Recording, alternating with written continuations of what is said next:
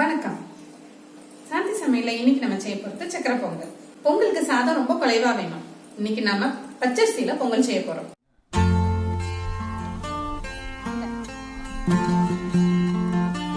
சக்கரை பொங்கல் செய்யறதுக்கு 200 கிராம் அரிசி எடுத்துக்கோங்க. அரிசியை நல்லா தண்ணியில கழுவி எடுத்துக்கோங்க. 400 கிராம் வெல்லம் எடுத்துக்கோங்க. அதை பவுடரா தட்டி வச்சுக்கோங்க. 10 கிராம் முந்திரி பருப்பு, 10 கிராம் கிஸ்மிஸ் பழம், 2 ஏலக்காய், அதை பவுடர் பண்ணிக்கோங்க. 4 டேபிள் ஸ்பூன் நெய் எடுத்துக்கோங்க. 200 கிராம் அரிசிக்கு 2.5 பங்கு தண்ணி எடுத்துக்கோங்க. 1/2 லிட்டர் தண்ணி தேவை இருக்கும். இப்போ சக்கரை பொங்கல் நம்ம குக்கரில் செய்ய போகிறோம். அதுக்கு முதல்ல சாதத்தை வேக வச்சுக்கணும். ஸோ அரிசியை அதில் போட்டுக்கோங்க. 2.5 பங்கு தண்ணி ஊற்றணும். ஸோ 200 கிராம் அரிசிக்கு நான் 1/2 லிட்டர் தண்ணி ஊற்றுறேன்.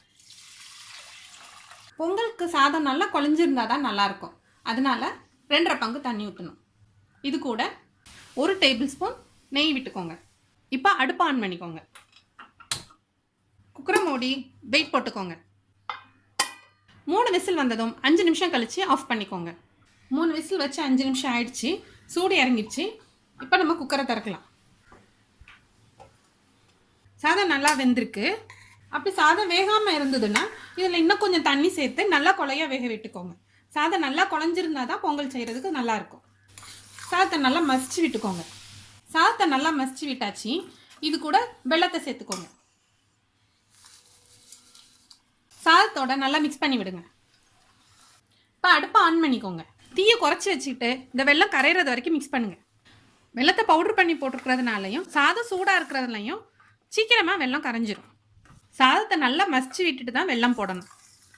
வெல்லம் போட்டுட்டு சாதத்தை மசிச்சு விட்டால் சாதம் மசியாது. இப்போ பொங்கல் ரெடி ஆயிடுச்சு. முந்திரி பருப்பை கிஸ்மிஸ் பழத்தை நெய்யில் வறுத்து போடலாம். தாளிக்கிற கரண்டியில் 2 ஸ்பூன் நெய் விட்டுக்கோங்க. நெய் சூடானதும் கிஸ்மிஸ் பழத்தை அதில் போட்டுக்கோங்க. கிஸ்மிஸ் பழம் நல்லா புஸ் புஸ்ன்னு வரணும். அது வரைக்கும் வறுத்துக்கோங்க.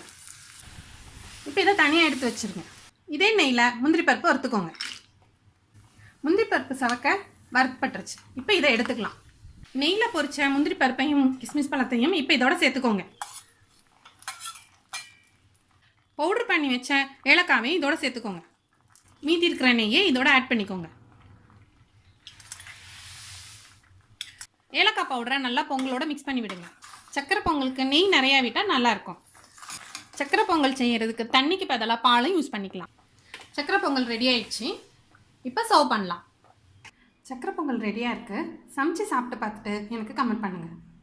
இந்த வீடியோ உங்களுக்கு பிடிச்சிருந்ததுன்னா லைக் பண்ணுங்கள், ஷேர் பண்ணுங்கள், சப்ஸ்கிரைப் பண்ணுங்கள்.